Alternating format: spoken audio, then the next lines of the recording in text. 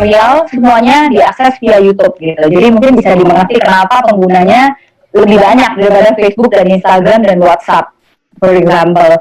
Jadi kalau Facebook dan Instagram mungkin karena satu company, mungkin mereka terintegrasi juga sekarang datanya. Jadi jumlahnya sekitar 80-an% lah dari total populasi Indonesia itu yang pakai internet adalah pengguna Facebook dan Instagram juga. Nah, sekarang sih mungkin karena memang temanya Instagram, aku juga lebih setujunya kita bahasnya soal Instagram. Kenapa nggak pemasaran lewat Facebook atau YouTube? Kenapa Instagram? Karena mungkin kalau menurut aku personally pertama Instagram itu relatif lebih mudah. Dengan pengguna aktifnya dia banyak banget, kita itu sebagai marketersnya atau pebisnisnya itu kita memanage marketing di Instagram itu jauh lebih mudah daripada di YouTube. Maksudnya aku merasakan sendiri ya, karena emang sehari-hari ngerjain konten di YouTube itu jauh lebih challenging daripada kita ngerjain yang di Instagram. Nah, itu pertama. Terus kedua, relatif lebih murah juga. Kalau misalnya di YouTube, kalau misalnya kita nggak bisa nge-video, kita nggak punya kamera dan lain-lain, mungkin kita harus modal. Tapi kalau di Instagram, kita konten seautentik mungkin. Maksudnya kita nge-snap aja video seadanya gitu, udah bisa berpotensi untuk jadi konten yang viral. Gitu sih. Nah, makanya kita hari ini bahasnya Instagram aja. Ini mohon maaf kalau misalnya aku kayak terlalu teknis ya. Hari ini aku nyiapinnya agak terlalu teknis, tapi kalau misalnya pengen nanya di luar ini gak apa-apa kok. Misalnya YouTube gitu, pengalaman aku pribadi juga gak apa-apa. Nah, jadi tadi udah pada kenalan belum ya? Mungkin bapak-bapak, ibu-ibu di sini udah pada punya, ini nih, ada yang punya gunung api purba, dan juga bisnis coklat juga. Ada Workzone Indonesia. Oh, banyak sih yang udah punya Instagram ya. Instagram pribadi boleh dimasukin, boleh. Ada Workaholi, Daomoto. Baik-baik. Oke, yang lain masih ditunggu ya, nggak apa-apa ya. Jadi mungkin karena semua yang ada di sini kebanyakan memang Instagram tourism. Mungkin ada baiknya ketika melakukan pemasaran via Instagram, jangan lupa paling pertama itu kita migrasi akun personal menjadi akun bisnis. Udah ya pasti ya. Karena kenapa harus akun bisnis? Mungkin yang belum tahu, karena akun bisnis ini manfaatnya jauh lebih banyak daripada personal account. Pertama, dia bisa kelihatan kategori bisnisnya apa. Kalau aku di situ kelihatan di capturean kategori bisnis aku hotel dan lodging gitu, penyewaan misalnya, orang kelihatan jelas. Nah, kalau personal account nggak bisa dibikin kategori seperti itu. Dan yang paling penting adalah di business account kita bisa mendapatkan data-data insight dari performa marketing kita. Kalau kita ngepost apa, kita tahu bisa menganalisis. Misalnya kita bikin campaign giveaway misalnya, terus kita pengen lihat yang visit kita berapa orang sih di Instagram, itu bisa dilihat. Bahkan sampai orangnya itu dari mana, jam berapa dia visit, itu bisa dilihat di insight Instagram, asal kita udah migrasi ke business account. Itu dulu syarat pertama ya. Terus kedua, jangan lupa nih, lengkapi informasi akun Instagram masing-masing. Kayak misalnya contohnya aku kasih di sini, akun IG Lokapoin aja yang aku pakai. Jadi di sini melengkapi akun tuh ternyata ada macam-macam ya info yang harus dilengkapin, mulai dari username, keywordnya, terus habis itu deskripsi ini yang paling penting sih. Apa yang kita jual, terus bagaimana orang bisa menghubungi kita kalau misalnya mereka mau beli barang jualan kita, itu harus jelas ditaruh di deskripsi. Jadi orang ketika nge-visit Instagram kita, nggak perlu scroll kayak terlalu jauh ke bawah untuk mencari tahu kita tuh sebenarnya apa dan gimana cara menghubungi kita. Bisa ditaruh di profil paling depan. Terus yang kedua yang paling penting juga masalah highlight Instastory ya. Ini udah pada banyak yang tahu Instagram. Sebenarnya highlight Instastory itu lebih dari story. Itu bisa jadi website sebenarnya. Kalau belum punya website, pakai Instastory ini udah sangat membantu banget. Di sini bapak-bapak, ibu-ibu bisa meng-highlight mulai dari testimoni, mungkin portofolio trip-nya, terus habis itu foto-foto terbaik atau recent product bisa ditaruh di highlight story ini. Jadi orang nggak perlu repot-repot, dia udah bisa langsung menentukan mau beli di sini apa enggak gitu. Dari depan aja udah bisa menentukan. Gitu sih, mungkin kita mempermudah customer sampai kayak gitu. Nah, terus di situ yang harus diperhatikan mungkin yang orang-orang suka bahas di Instagram adalah masalah konten ya. entah video, entah konten foto, sebenarnya ini bebas.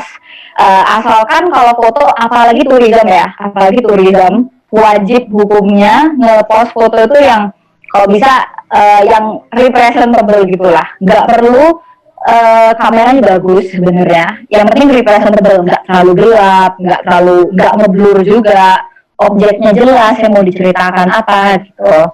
Nah, foto ini sangat berhubungan juga sama yang namanya caption. Caption ini bukan sekedar kita jualan pakai trip hari ini harganya sekian sekian sekian, available tanggal sekian sekian. Bukan sekedar kayak gitu ya, tapi kalau bisa kita selain jualan produk, kita berusaha untuk storytelling juga. Mungkin di sini mulai dilatih lagi ya storytellingnya. Kita belajar gimana sih menceritakan apa di balik foto itu atau kenapa kita ngepost soal foto itu. Gitu. Nah sebenarnya storytelling ini udah banyak banget dipakai ya. Kayak mungkin kalau lihat Instagramnya Gojek Live itu mereka udah sangat-sangat storytelling konsep captionnya. Ya seperti itu. Mungkin komponen lainnya yang harus diperhatiin juga contact person sama hashtag. Itu penting banget. Mungkin aku kasih contoh apa yang dimaksud sama shareable content mungkin ya. Jadi shareable content itu maksudnya adalah kita itu berusaha untuk membuat orang yang lihat postingan kita itu tanpa dibayar, tanpa disuruh, dia itu mau untuk nge-share, ngasih tahu ke teman-temannya juga. Ini jadi. Nah misalnya seperti ini nih, Lokalpoint itu pernah ngepost soal dalgona. Kita tahu dalgona waktu itu sempat tren banget, dan kita bikin postingan seperti ini nih. Jadi kita nggak hanya jualan tentang Lokalpoint ya, kita juga mengikuti apa yang audiens pikirkan gitu. Nah, kita ngepost bukan tentang resep, tapi kita malah ngepost soal 4 fakta menarik di balik viralnya kopi dalgona. Kita storytelling lah di sini, menceritakan apa-apa aja dari mana, kenapa bisa viral, kita ceritakan. Dan resultnya adalah banyak orang yang ngomen, dan bahkan ada beberapa orang juga yang kayak nge-tag, ini ceritanya kalau nggak salah, nah ini nge-tag istrinya. Jadi itu mungkin salah satu contoh shareable content. Atau mungkin kalau case-nya di YouTube mungkin ya, di YouTube. Aku bikin konten nih, bisa dikatakan shareable, bukan hanya ketika orang komen atau nge-like doang dan nonton, tapi ketika dia nge-share ke temennya, atau nge-share via grup WhatsApp. Karena dia merasa, komunitas aku harus tahu juga nih soal konten ini penting banget, aku harus share. Nah, kayak gitu mungkin contohnya. Bisa dipahami ya di sini ya bisa. Nah, selanjutnya boleh ya aku balik lagi ke PPT. Nah, jadi mungkin ada di sini yang mungkin masih baru agak awal-awal ya nge-start Instagramnya masing-masing. Mungkin bingung nih gimana cara meningkatkan performa Instagramnya, terutama followers contohnya. Jadi aku kasih 2 trik aja. Sebenarnya ada banyak banget trik, cuman ini mungkin 2 trik yang gratis, yang semua orang bisa. Pertama, cari popular hashtag. Nah ini wajib banget. Jadi hashtag itu selain kita taruh di postingan yang kayak tadi di bagian bawah sini, bagian bawah caption, kita jadikan juga media untuk mencari followers juga. Nah cara mencarinya macam-macam ya. Bisa kayak ada di capture ini, kita lihat aja di Instagram search apa ya, misalnya hashtag wisata Lombok, atau misalnya pariwisata Lombok atau travel Lombok, mana yang lebih bagus, mana yang lebih banyak orang pakai. Nah itu kita benar-benar research, deep research kayak gitu. Dan ini kalau bisa berkala juga, jadi bukan berarti udah satu terus stop setahun nggak research lagi, soalnya bisa aja tren berubah, cara orang mencari informasi juga bisa jadi berubah gitu. Jadi sebaiknya mungkin paling nggak 3 bulan atau 6 bulan sekali di research ulang.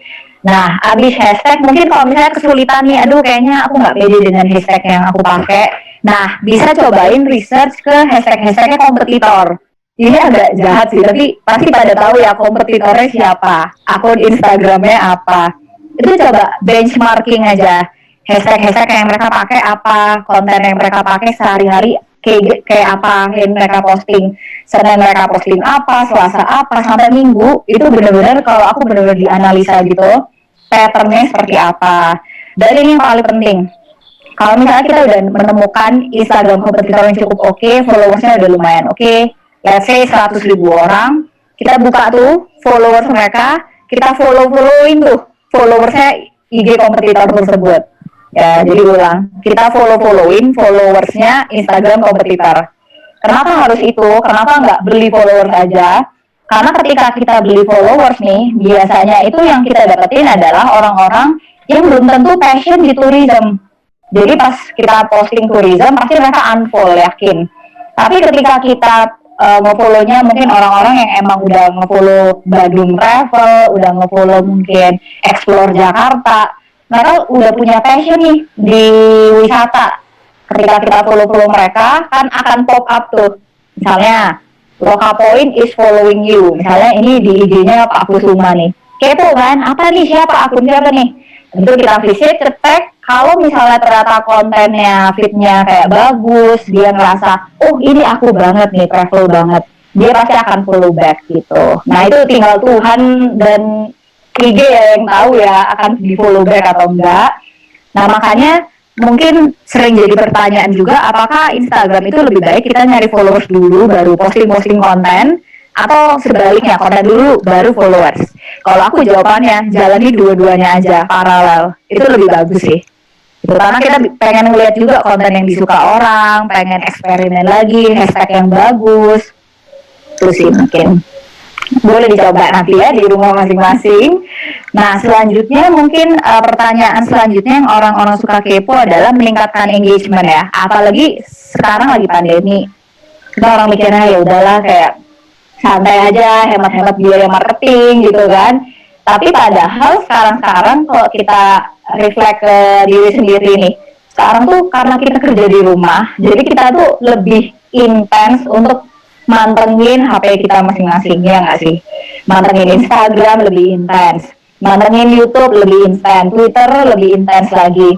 Nah, mungkin ini malahan saat-saat yang paling pas nih buat kita untuk kayak mengembangkan konten, lebih dekat, in touch sama audiens kita, dan mungkin berpotensi ketika nanti nih ternyata udah beres, amin ya, coronanya udah beres, kita udah mulai beroperasi dengan normal, orang-orang tuh yang diingat pertama kali top of mind brandnya adalah kita, karena kita yang selalu ada barengan sama mereka ketika karantina gitu.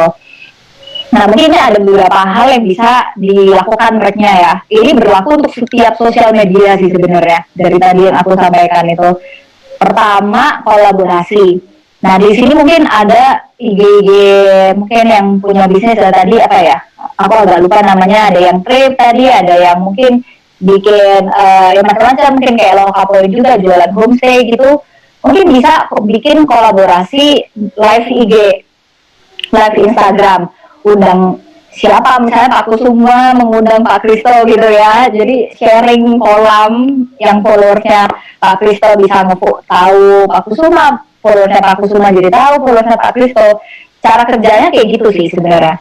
Ini nih sosial media tuh sebenarnya sangat mirip dengan cara bapak-bapak, ibu-ibu sekalian ini dalam networking di acara networking event gitu, sama persis. Kalau misalnya kita networking event kan kita pasti dikenalin orang, minta dikenalin orang. Nah, sosial media sama caranya, kita sharing-sharingan audiens gitu. Jadi cross-selling lah.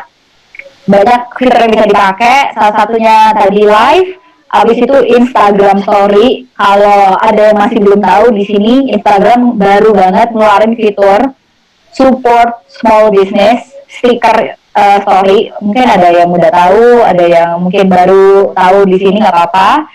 Jadi ketika kita pasang ini support small business, ini Instagram pribadi aku masangnya, orang itu jadi bisa lebih lebih ngebuka story kita gitu, karena udah di highlight khusus sama Instagram untuk orang-orang yang pakai stiker support small business. Kalau misalnya kita ngepost nih tanpa stiker ini, ya udah kita akan dilihat berdasarkan keajaiban algoritma Instagram aja, tergantung, nggak ada yang bisa tahu. Tapi kalau misalnya kita pakai stiker-stiker ini nih, pasti kita muncul di highlightnya Instagram bagian support small business sama stay at home. So, mungkin silakan nanti dicoba masing-masing. Mungkin nggak akan terlalu kebayang kalau di sini.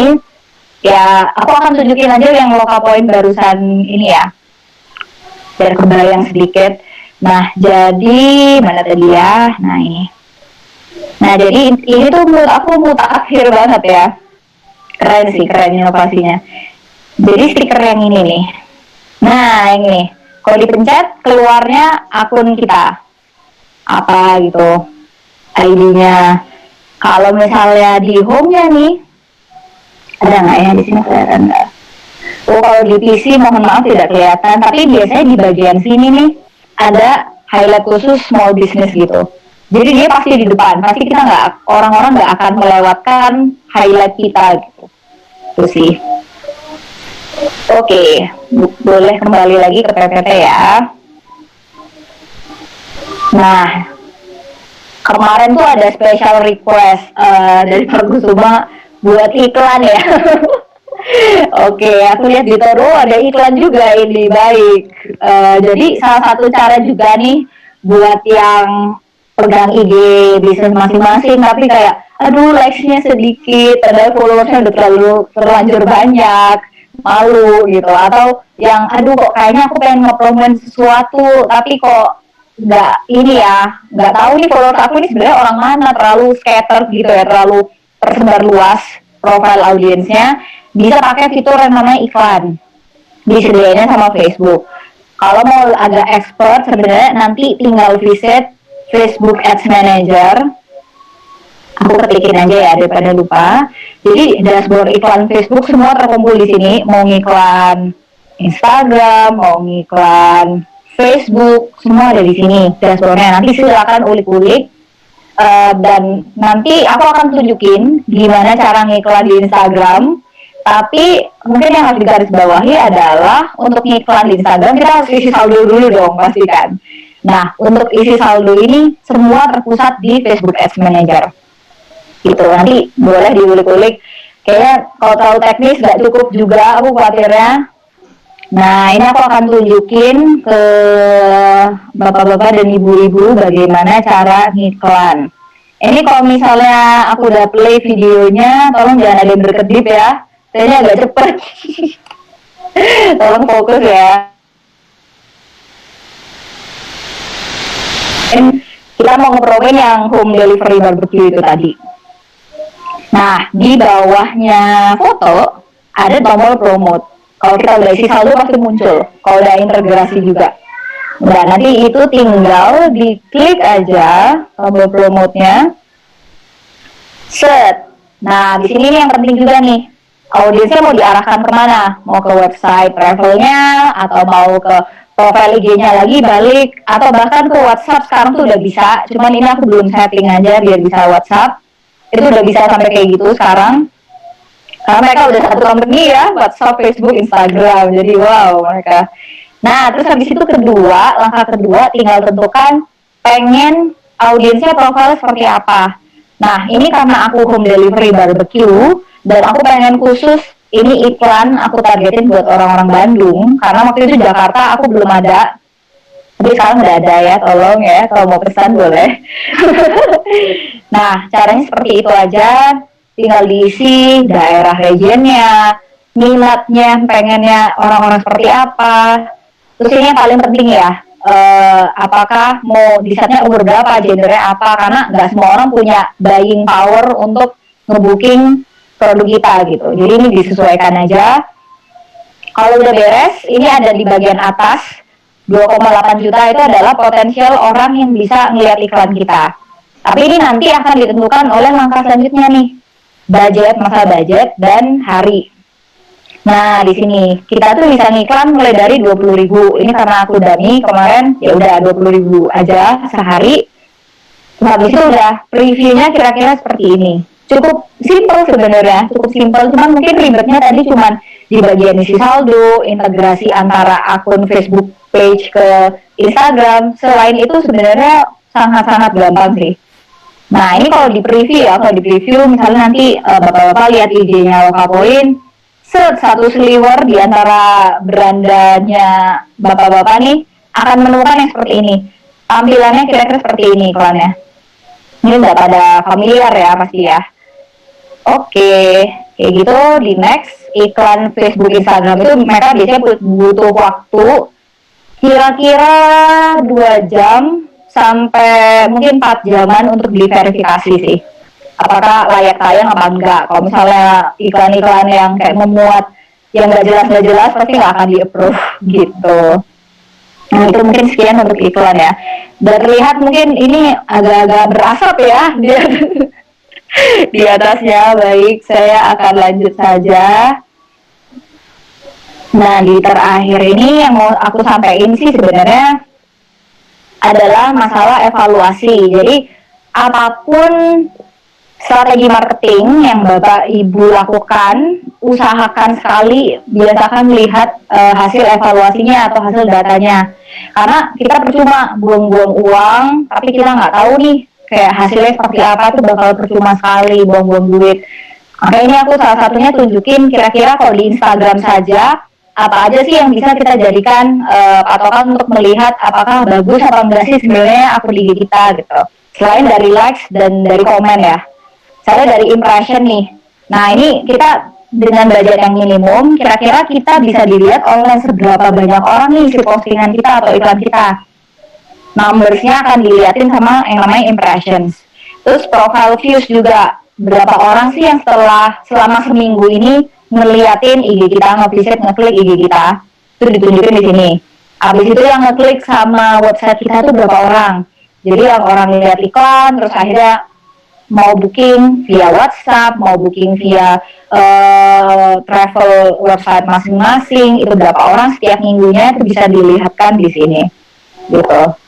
Sebenarnya sama berlaku untuk semuanya sih. Jadi mungkin sebelum menutup yang sesi materi ini, apapun strategi marketingnya, sebenarnya nggak ada satu rumus tertentu yang pasti untuk kita tahu kira-kira channel marketing mana yang paling efektif ya. Kadang soalnya aku suka ditanya nih, aku mending mana ya Mbak? Ads aja, apa endorse aja, apa mending yang mana nih? Soalnya aku nggak tahu yang lebih efektif yang mana ya.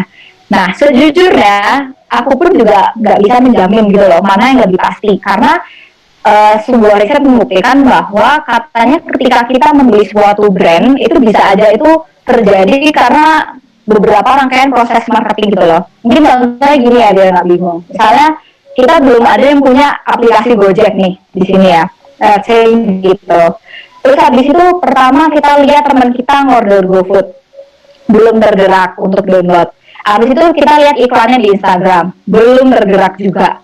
Habis itu kita lihat lagi nih influencer yang kita suka, misalnya Najwa Shihab atau misalnya macam-macam ya, Atta Halilintar mungkin nge-endorse Gojek. Akhirnya kita kayak, mungkin ini adalah sudah takdir Tuhan, aku harus nge-download aplikasi Gojek. Jadi bisa kayak gitu.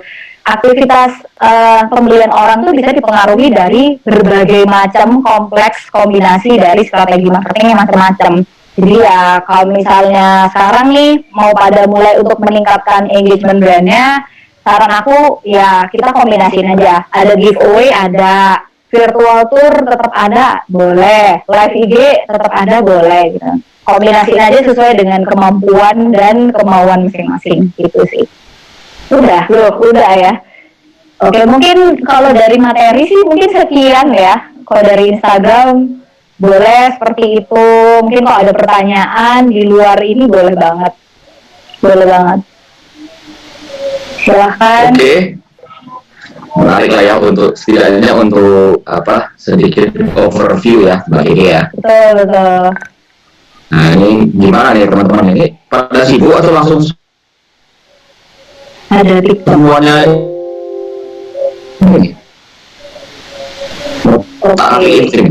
Kali ya, monggo Pak Tony, silakan di-unmute.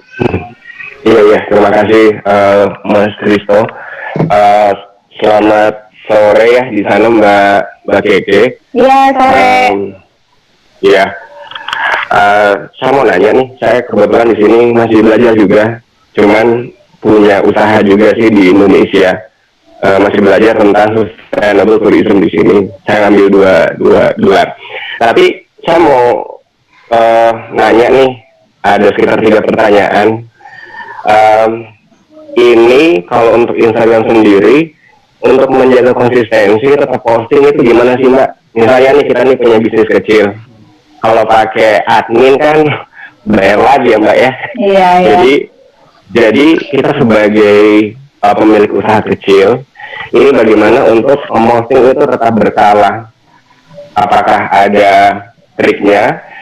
Cara menjaga mood kita itu supaya kalau paling nggak 2 hari sekali, 3 hari sekali. Karena saya pernah baca nih kalau follower itu kalau nggak ngeliat postingan kita berapa lama gitu, mereka cenderung untuk loss of interest gitu loh. Satu. Yang kedua, saya perhatikan nih kalau banyak sekali itu akun besar itu mereka bisa menciptakan caption yang bercerita ya, atau storytelling. Itu caranya seperti apa sih Mbak? Supaya kita tahu bikin caption yang baik dan benar gitu loh. Yang ketiga, ketiga oke deh, ini yang terakhir nih. Iya, nggak apa-apa. Iya. Ini bagaimana kita bisa kayak menjaga karakter apa yang kita jual, karakter produk.